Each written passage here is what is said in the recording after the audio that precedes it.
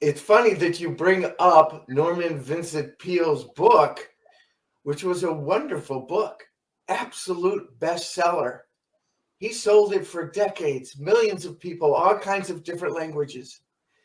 Here's the difference. What he wrote in The Power of Positive Thinking was correct. No dispute, beautifully written. The difference is he wrote it from intuition. He wrote it from experience. And he wasn't wrong. But what he didn't do is he didn't have the rigors of scientific method of research, which we have today. That is the only difference. That's the big difference. And I spent years and years researching and months making sure that in the book you knew where my data came from. Wow, interesting. Because you have science background, you work in a biotech company. I read that from your bio.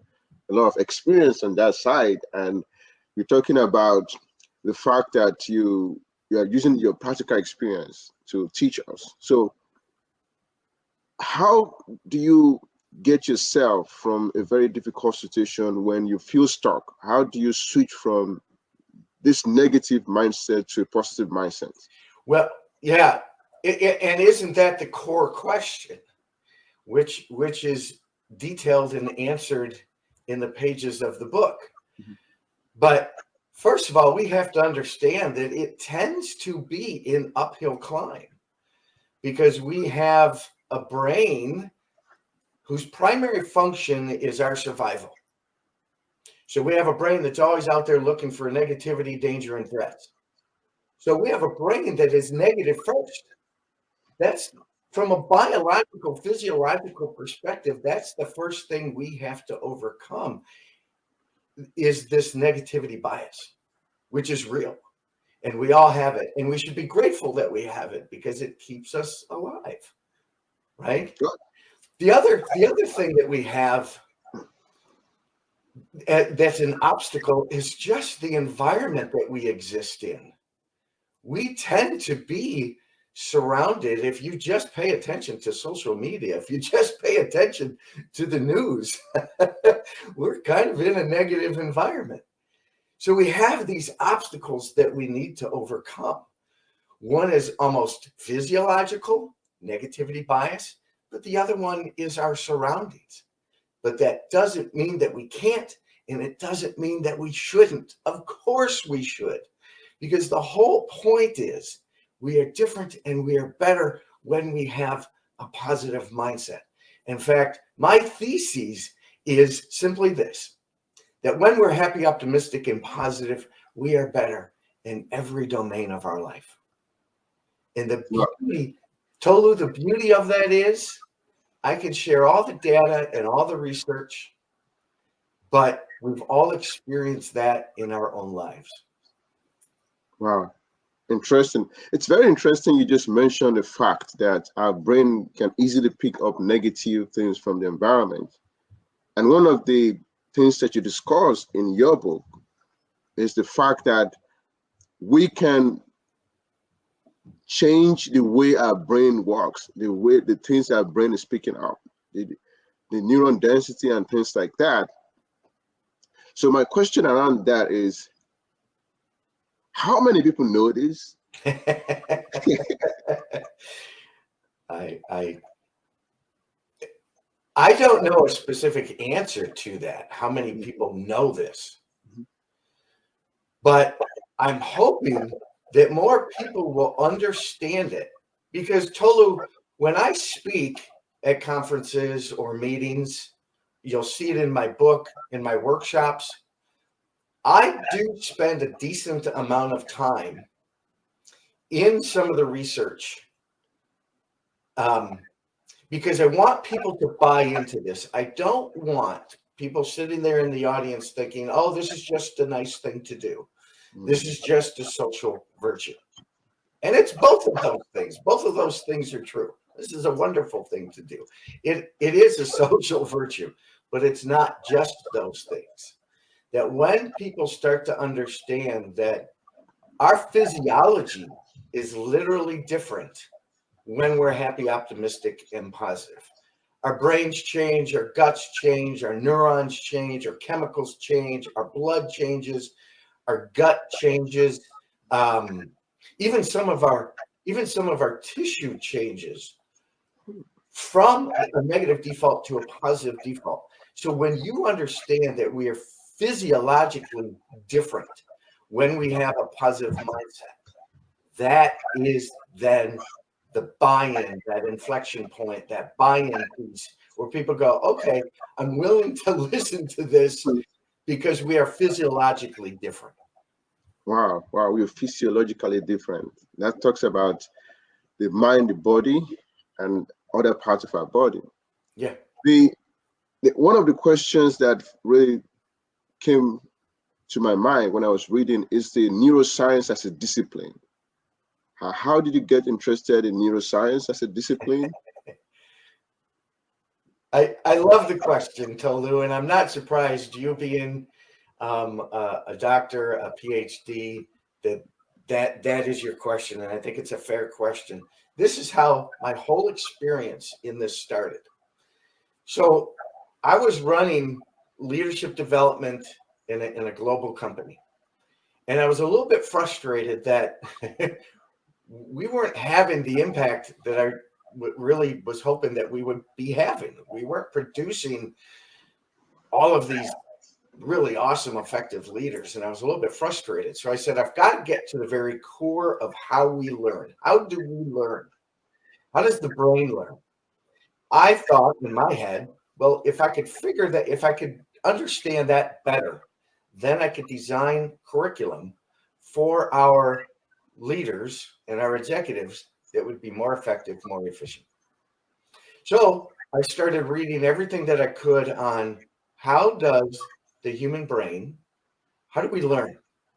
So I learned all about short-term memory, long-term memory, working memory, the hippocampus, where a lot of the learning takes place.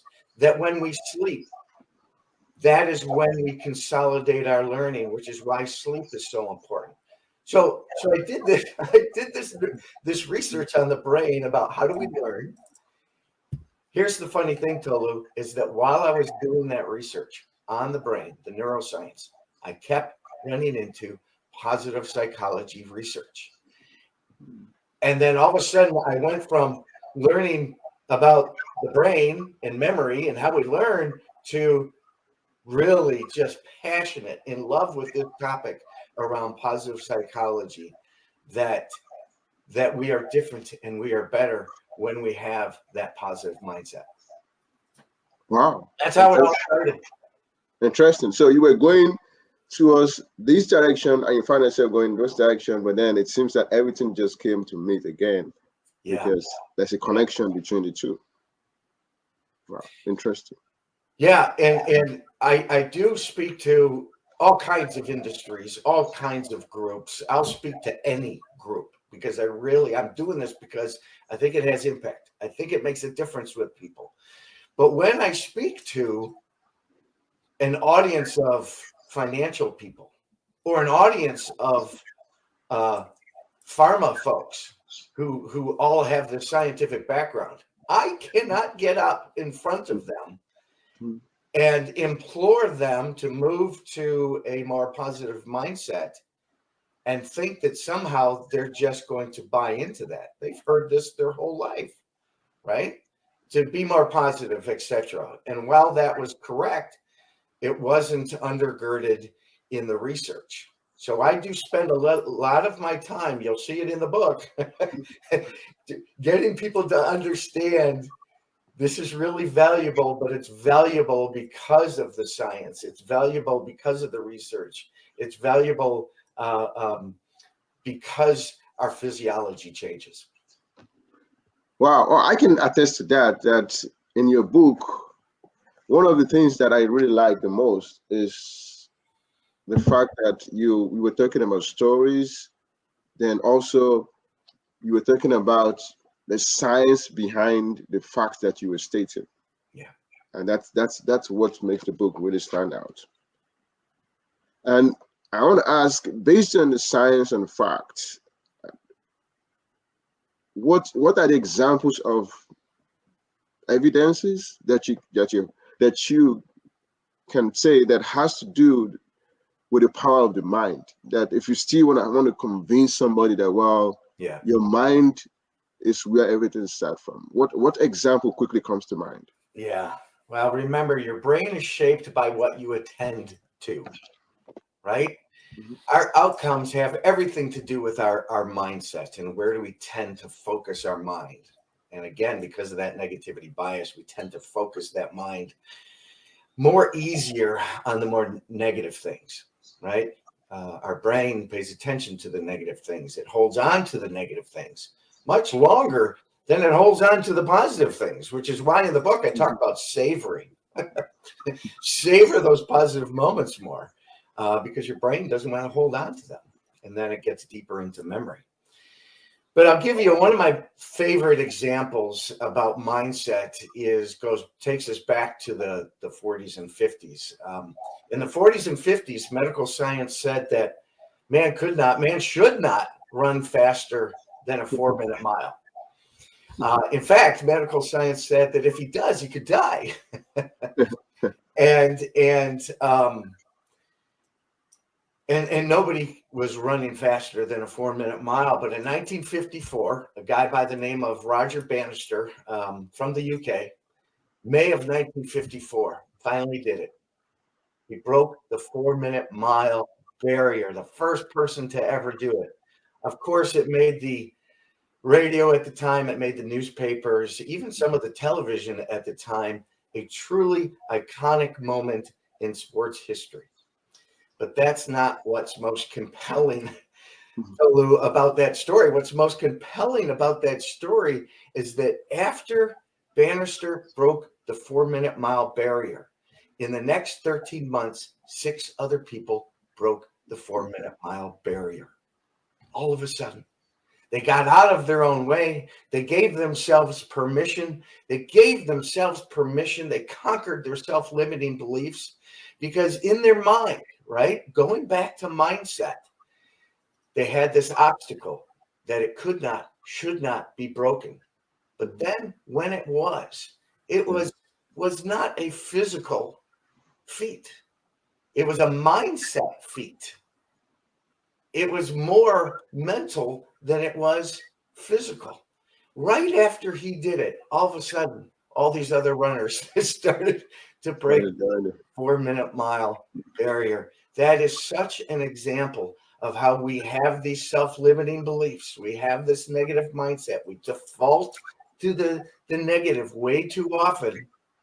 And if we could only change those habits, and we can, if we can only change those habits, we can also then change our outcomes. Wow, that's powerful. If we can change our habits, we can change our outcomes. Yeah. This example talks about success, which is something that we all want. Everybody wants to be successful. We want to work hard and hope that things work out fine. But in the society that we find ourselves, there are people that are considered successful in quotes, but are still very unhappy. Mm-hmm. And why? What is wrong with it? Because it's called miswanting. We want the wrong things. We're pursuing the wrong things. Most people's pursuit of happiness, quite frankly, is wrong. Right? And we know this from our own lives. We think that when we get that promotion, that it's going to change it. We're going to be happier. Now, in the short term, we are. Long term, it's just another job. We think that when we get that shiny new car, and Tolu, have you ever bought like a brand new car? Mhm. Right? In that moment, you're driving that brand new car off the dealer's lot. Mhm. In that moment, are you happier? Yeah. In that moment, we're joyous. We're full of bliss. We're even kind of self-impressed. Look at this. I got this new car. But think about it. How long does that temporary boost of happiness last? doesn't sustain. It's not enduring. We are miswanting. We're pursuing the wrong things. That type of happiness doesn't last. The type of happiness that does last is self-care, self-happiness, self-truth, where we're really kind of self-satisfied. Doesn't mean that we don't pursue things, but we're content and happy and confident with who we are. We understand who we are. Relationships, where we pursue solid relationships. Those are the types of gratefulness. When we are grateful, those are the types of things that really start to move the needle and sustain that happiness for the long term. It's not the short-term things that most people miswant. It is the enduring long-term things. If you don't mind, let me give you an example. Harvard did a 75-year longitudinal study where it started about 1938, and in the Boston area, they studied the lives of about 750 men. Now, this was 1938, so any women that are listening to this, forgive that part of the study. It was 1938.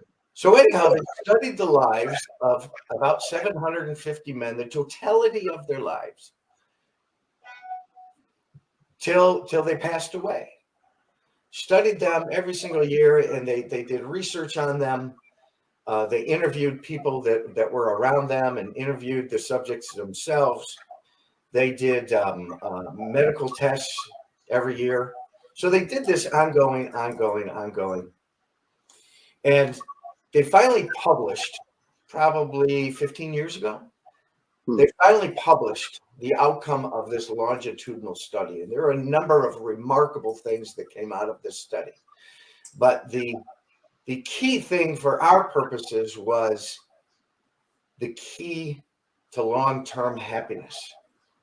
And they were able to prove, after all of that research and diving through the interviews and the data, that the number one factor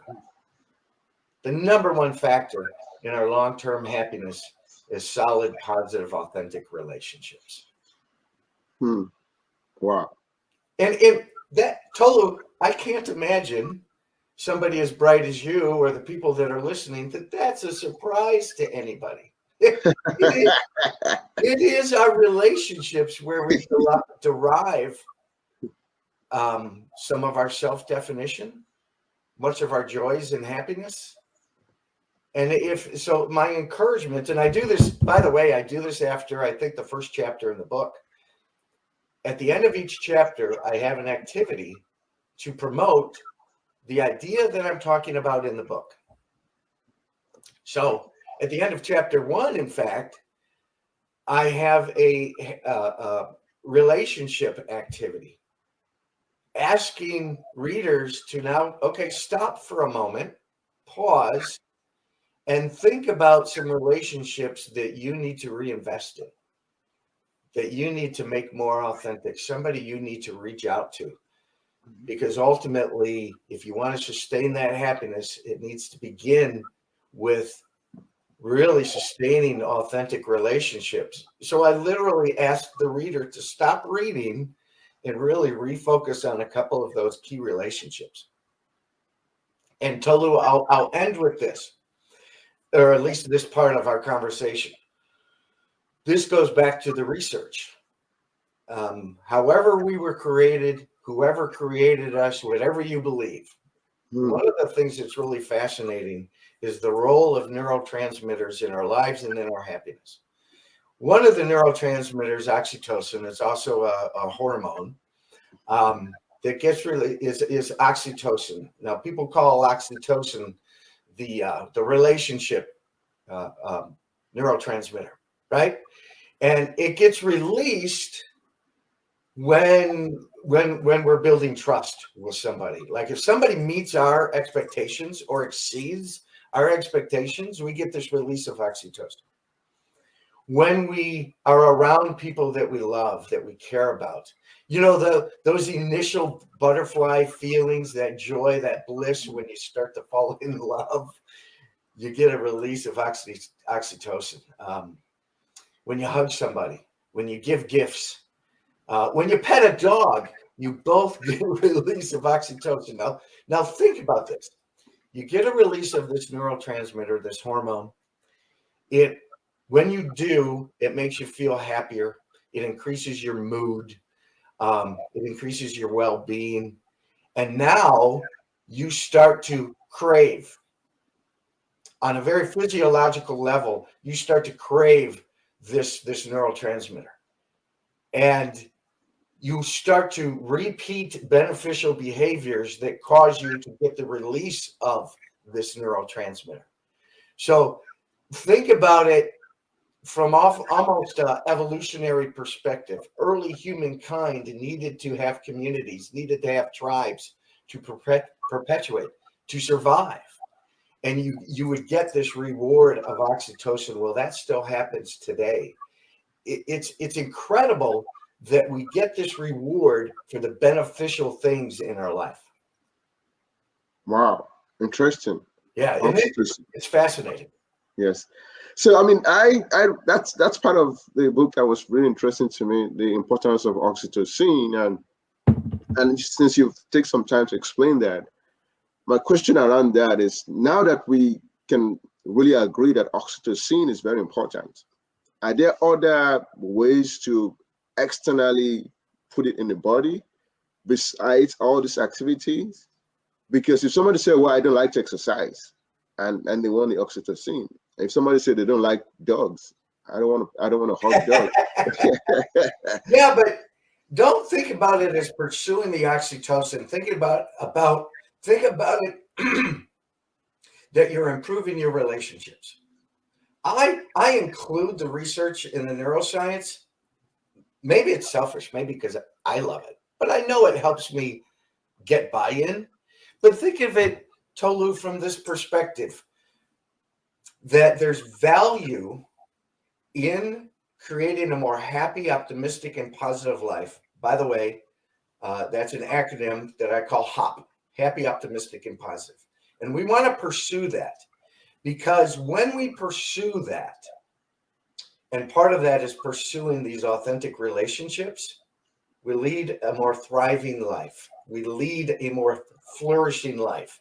And when we do, and this is the key link, that when we do those things and we lead that more thriving and flourishing life, our outcomes are more predictably positive. And maybe that's the whole point, that there are prescriptive things, basic things, simple things that we can do to create more predictable positive outcomes. And one of those, of course, is the authentic pursuit of positive relationships. Wow. That's very powerful. So what I want to quickly connect with that is, there are other chemicals that you call happy chemicals, and you use the acronym DOSE, right? Dopamine, oxytocin, serotonin, and endorphin, right? Yeah. And that, by the way, that's the way I used to read. Acronym, I like the way you use that. It's very easy to remember. Yeah. And you call these happy chemicals, and you explain that in order to have these chemicals, you suggested engaging in acts of kindness. So my question is, based on your own experience, what is a particular act of kindness that you have been given or received that you can share with us, that is the most powerful to you, that you can connect with this? It's going to be different for everybody, but I love the question, and I'm so glad that we're focusing on this aspect of it. There are ways to get the release of those dose chemicals, right? Again, dopamine, oxytocin, serotonin, endorphins. We could even call it dosage and add GABA to it. Yeah. So, and we want to we want to pursue these chemicals because they make us feel better. They change our physiology. They make us produce these positive outcomes. All of that is the case. But one of the great ways to get the dose chemicals released is exactly what Tolu is referencing, is the acts of kindness, or what I call AOKs. Now, if you, and I know that the people that are listening have done this and felt this before. In fact, they have a name for it. They call it the helper's high.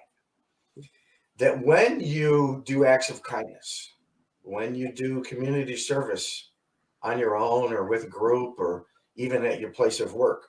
And by the way, when I consult with companies, one of the things that we focus on is doing community service, doing acts of kindness.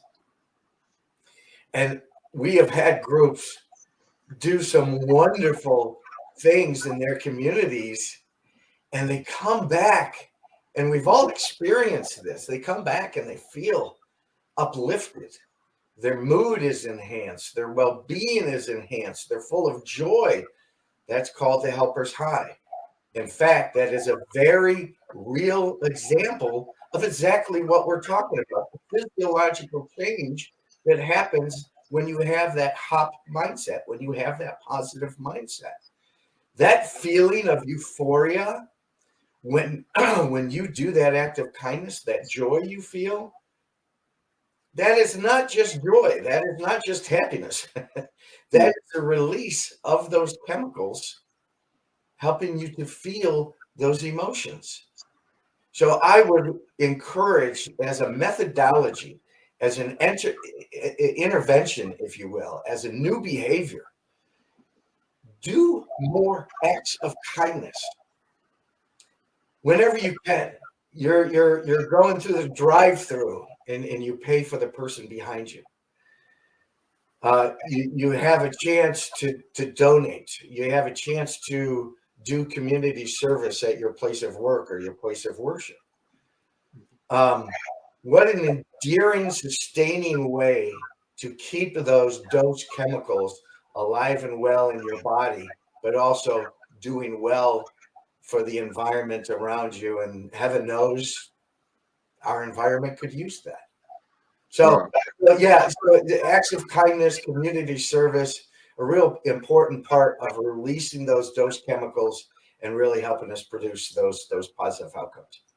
Good. Thank you so much. Just to support you, what you said in your book, there's a quote that said, people 55 and older who volunteered for 2 or more organizations have an impressive 44% lower likelihood of dying early. That's very powerful. Yeah, I was just going to say, when we do all of these things, Tolu, that we're talking about, the new behaviors, the gratitude, the build the relationship, the act of kindness, when we do these things, remember we've talked about the physiological change. There's a ton of data around that we lead a healthier life, that it also improves our immune system, and we lead a longer life. And there's data supporting each one of those, that if you have a more positive mindset and lead a more positive life, you're going to bolster your immune system. Stress and anxiety tears down our immune system. A positive mindset actually boosts our immune system. Powerful stuff. So we lead a healthier life and we lead a longer life. Wow, interesting. I mean, the only question I have around that is that now that I'm not sure how many people that know about this or agree to this data about volunteering in a world that we have, in which case people actually measure success with how much money you have or how much influence you have, or that you're able to change things. How do we encourage people to actually know that, well, in the long term, it's not all those things that impact your health. So just like you said earlier, it's this act of kindness, volunteering that people are trying to stay away from. That is that is important. Yeah. Let's first talk about success and how we define success. Multiple ways to do it, and ultimately, there's a country called Bhutan, and Bhutan is between India and China. think it's a country of about, gosh, I could be wrong. I think it's about 2 million people. And they have a measurement of success for their country. Now, as we all know, there's GNP, gross national product, and we want that to grow. And that is just the accumulated cost of revenue and products produced in a particular nation. That's GNP. Yes. For our economy, maybe an important metric, but it's not the only metric. When all is said and done, isn't what we want is our populace, our neighbors, our town, our community, maybe even our country, to be a happy, optimistic, and positive country. Isn't that what most of our goal in life ultimately is? Heck, in our Declaration of Independence, Jefferson wrote that, right, we have this pursuit of, we should have this right of a pursuit of happiness. So back to Bhutan, they have a metric called GNH, gross national happiness. And they measure that because their thinking is, well, ultimately what we want is a happy populace. So we're actually going to measure it, and we're going to do things. We're going to do things that are going to promote our country, our populace, our people, promote their happiness. And in fact, they've done incredible things to actually raise those numbers and raise GNH in Bhutan. Can I give you a quick example of what one of the things that they've done? Yes, it's really fascinating, and it makes multiple points. So the country of Bhutan had discovered that Dr. Martin Seligman out of the University of Pennsylvania had created a well-being curriculum for secondary schools. And his thinking was, why are we waiting till people are adults to start to work on their to work on their positivity, to work on their happiness? By then, they're cynical, right? So he said, let's get people when they're at their formative years. I thought, brilliant. So Bhutan had heard that Dr. Seligman at the University of Pennsylvania had created this well-being curricula. And Bhutan said, we want it. Bring it here. and Dr. Martin Seligman said, well, we can do that, but we are a research institution, so let's do the research first, right? That's the positive psychology research. So what they did is they went over to Bhutan, and they created two groups. They created one group, which is the control group. Keep doing the curriculum that you're currently doing.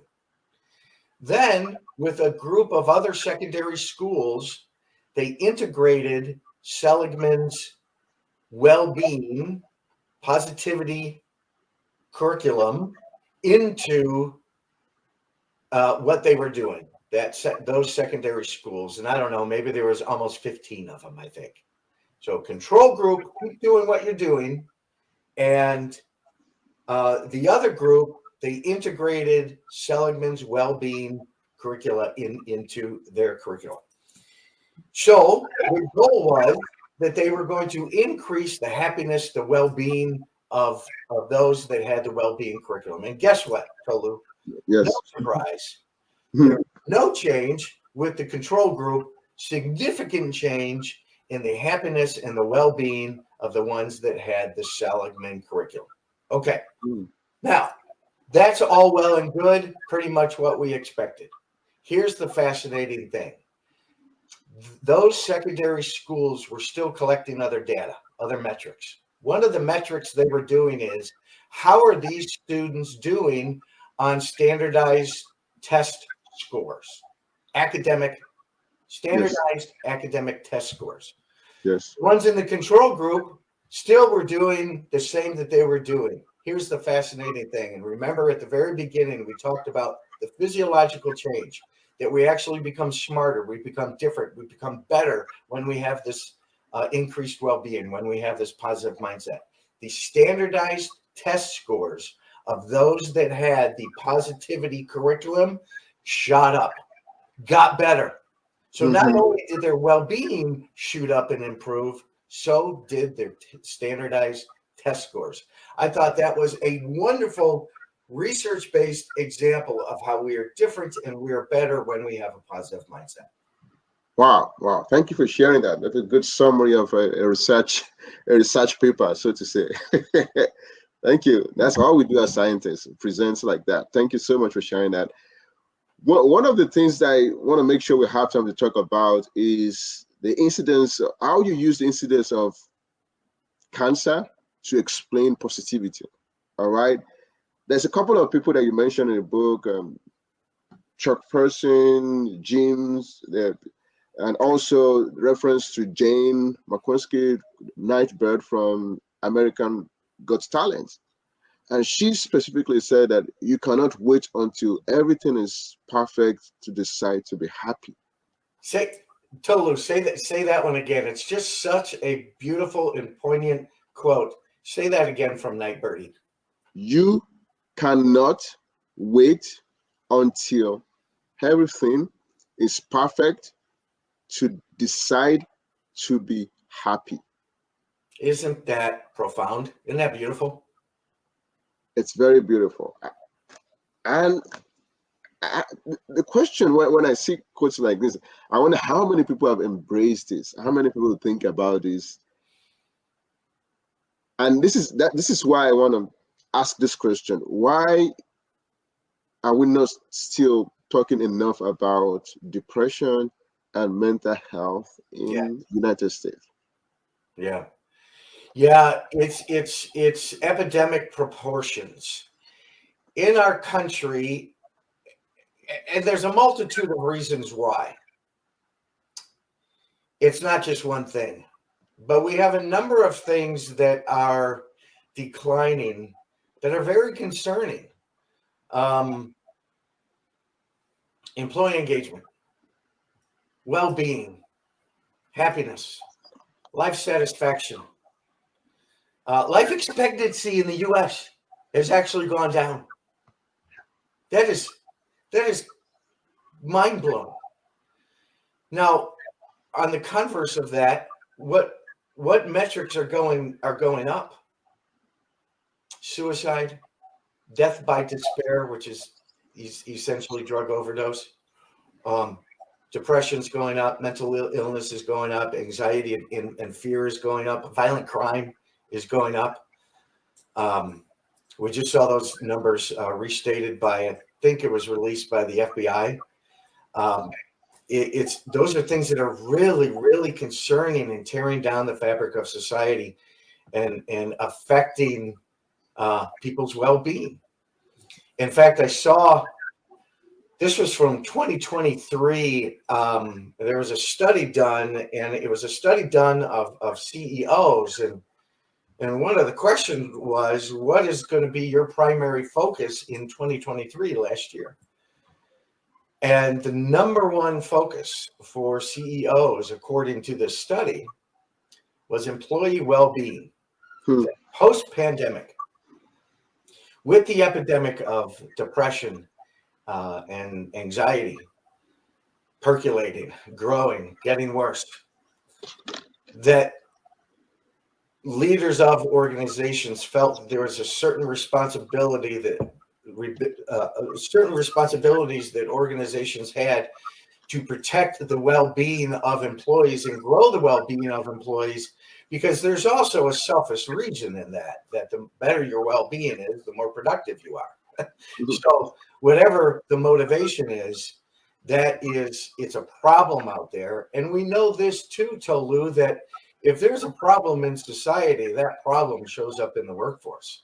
So yes. I was pleased to see that in 2023, that is a focus of organizations. But boy, it's a battle that hasn't been won. It's a battle that's going to be continuing to be an uphill climb, but one that we need to keep working on, because right now we're struggling to win that battle, which is why part of the motivation for writing the book, Tolu, and doing what I'm doing, leaving my great job with a great organization and great people, was a big risk and not an easy thing to do, but I was motivated to start to impact and try to turn some of those metrics around. Good. Thank you so much for saying that. And thank you for taking that initiative and step, difficult one, but it's very empowering based on everything that we've discussed so far. One of the ideas that you also talk about in your book, Positive Mindshift, is stress. You were able to explain that stress, when there's stress is going on, chemicals are released, this increased the blood supply, and it's just affect the blood vessels and bumping against it, and after a while there's development of plaque. And when plaque develops, after time, heart attack comes. And usually we usually just say, well, it's happened all of a sudden. We didn't know this person was going to die. I can't even count the number of persons that have died just like that. So what research how do you think we can increase the awareness about stress? Because it feels like this stress management thing can be an industry by itself to help people, and not make most lose lives all of a sudden. So what would, to manage stress, what would be your recommendation to help people to manage their stress? Well, first of all, we have to understand that stress is real. Stress can be bad. In fact, almost 60% of employees report that stress is high or overwhelming. That's worldwide. Almost 60% are saying that stress is high or overwhelming. Now, when stress is high or overwhelming, that becomes an obstacle to performance, an obstacle to productivity, and an obstacle, quite frankly, to good health. Now, here's my parenthetical. My parenthetical is a little bit of stress is good. Right? We get a little release of cortisol, a little release of adrenaline, and it pushes us. And there's plenty of research to support a little bit of stress is okay. The problem becomes when it's high or overwhelming, and according to that statistic, it's 60%, almost 60%. That's dangerous for a lot of people from a health perspective, from a well-being perspective, from a psycho-emotional perspective. It's really, really dangerous. So I think people have to understand that it's kind of a silent killer. One of the main reasons people go to the doctor ultimately is because of stress, the way it's manifesting in you. It could be over time that it becomes a heart attack, but short term, it could be manifesting in other ways as well. When we have that release of cortisol and adrenaline and it's high, you know what it shuts down? It shuts down in the body the promotion of white blood cells. So we're stressed, we're crazy stressed, and we're releasing cortisol and adrenaline, but we stop producing white blood cells. White blood cells is key to our immune system. So the more stress, the weaker our immune system. So it is something that we have to really, really pay attention to. Here's the other problem with stress, high stress, is that it leads to inflammation. Inflammation is the number one cause of chronic disease, right? So what are we doing to mitigate inflammation in our life? Well, that gets back to, I think I have this in chapter 8, where I talk about meds. Take your meds. Take your meds And it's not necessarily pharmaceuticals. It's meditation, exercise, diet, and sleep. Mhm, mhm. Simple, simple. I'm not asking for profound change, but can we meditate and get control of our anxiety and our lives and our brains a little bit better? Can we exercise more? And if there's one thing you're going to do to improve your HOP, to improve your happiness, optimism, and positivity, to mitigate stress, to produce positive, the number one thing would be relationships. Number two, exercise, right? So meditation, meds, exercise. Exercise is the number one way to grow new neurons, neurogenesis in your brain. Number one way to rid your body of cortisol. Number one way to promote blood flow throughout your body, which is really, really healthy. In fact, if you want to have a healthy brain, blood flow. What's the number one way to promote blood flow? Exercise. Then, of course, there's diet. We got to get away from the SAD diet. The SAD diet is the standard American diet. Too much polyunsaturated fats. Not enough fruits and vegetables, leafy greens, nuts, walnuts. Sprinkle more herbs on your foods, right? I've got all kinds of Italian seasoning that I use, but oregano, which is oregano has a lot of antioxidants. Turmeric, which is anti-inflammatory. Mhm. Pay attention to your diet, less animal protein, more vegetables, more fruits, and then finally sleep. Really quick, a real powerful thing about sleep is not just that when we sleep, um, we consolidate our learning for the day, but our brain actually cleanses itself. It removes toxins. It removes chemicals it doesn't need. It removes dead neurons every single night when we get a good night's sleep. Actually, so Lou, spinal fluid goes into the brain, into the cranium, and it just filters out those toxins to give us a more healthy and sharp brain. And it does that when we get a good night's rest. So make sure that you take your meds, meditation, exercise, diet, and sleep. Wow, thank you for saying that. Thank you for the reminder. And you said in the part of the book that it's recommended about 7 hours of sleep, but somehow we still boast about not sleeping. And I slept 4 hours, and you're trying to impress somebody by saying that, and you hope they're impressed, and you're actually killing yourself by actually doing that. that was very funny. That something that I actually want to make sure I quickly mentioned or talked about is the social support network. Social support network that you mentioned is very important. And in the age of social media, and I think you mentioned a little bit how social media can also cause depression and things like that. So what would be your advice around this social network thing and also managing social media to avoid depression? It's such a blessing and a curse. You know, there's some things about social media that are fascinating, just fascinating.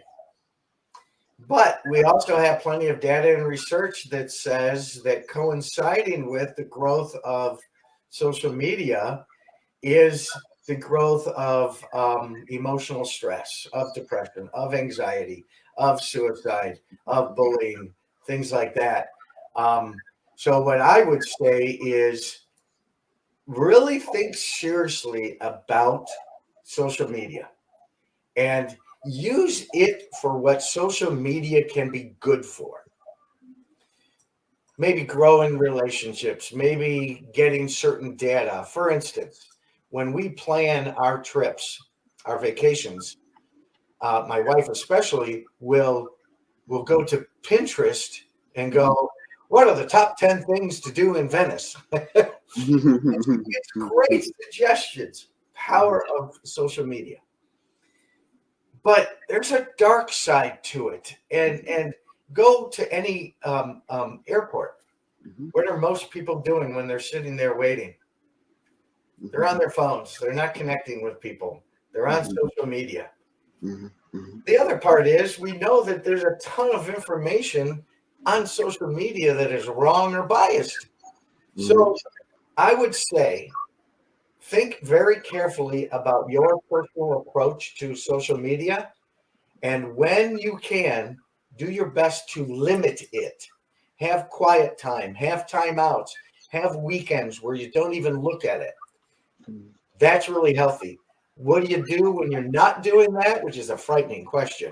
But what do you do when you're not doing that? Get out into nature. Go connect with somebody. Go do some exercise. There's plenty of awesome things to do, and you don't need your phone to do it. Wow, wow. Thank you for saying that. Social media can be good and bad, and we have to manage that. Yep. That's very clear. So there's something that you've said earlier now. You said relationship, meds, very important. I get that clearly. But then most of the time in life, the choices we have to make is not actually as straightforward as that. Sometimes it's actually picking between two things, right? And I'm trying to paint a scenario for you now. A situation whereby somebody has to pick between two things. And I think I know what your answer is going to be, but I just want to say it for our audience to understand.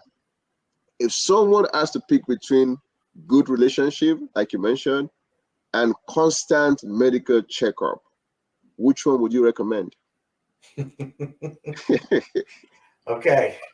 That's a clever question, and I'm going to answer it anyhow.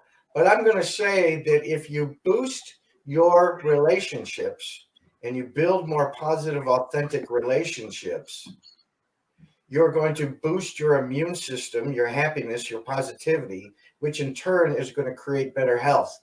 So if I had to make a choice, boost your relationships that are going to ultimately boost your immune system and your ongoing health. Good, good. So that if the person probably eventually go to the hospital, most likely things are gonna be right because that's just a checkup. It's just an annual checkup that is recommended. Oh, thank you so much. And Um, so really quick, remember, there's no reason why you can't do both. right, yeah. I'm just trying to It's not a binary choice, my friend. It's not a yes, binary choice. yeah. I'm just trying to like make sure people understand that one actually lead to the other. Like if one is taken care of very well, the other one is just a matter of formality. Yeah. Yeah, I Just love it. That's a just clever question. I'm giving you a lot of props for that question. That was a good one. good. Thank you so much. Now we're wrapping up. Now, something that I want you to say, and of course, after you answer this question, then you can say something to the audience as we part. But before you do that, I want you to, how do you do a positive self-talk to yourself? How do you look into the mirror and what do you say to yourself when you're doing your positive self-talk? And what would you recommend for the I viewers to do? I love the question, and thank you for asking it because I can't believe we've talked for almost an hour and we haven't talked about that. How important that is because um, there's research that says that almost 80% of our self-talk, our inner dialogue, almost 80% is negative. Well, if that's true, then what does that say about our outcomes that we're probably producing and the mindset that we're probably producing? So really give thought to and pay attention to, be self-aware about your inner dialogue, right? There's this wonderful phrase that I mentioned in the beginning of the book where I say, it's not what happens to us, but what we tell ourselves about what happens to us, right? Nothing's good or bad, as Shakespeare said, right? But thinking tells us so.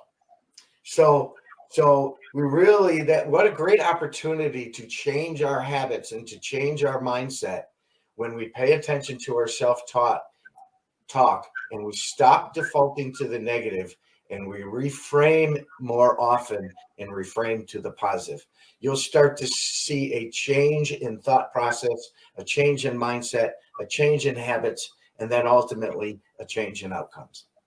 Wow, great. Thank you so much. It's been an exciting time. on Solution Eliminator Series podcast with my exciting and very resourceful, energetic friend, Don Sandel. Now that we're wrapping up, is there anything you want to tell our audience other than the fact that your book is out there, Positive Mindshift, that I recommend this book, the scientific stories that is there that backs up the things that we've talked about is there?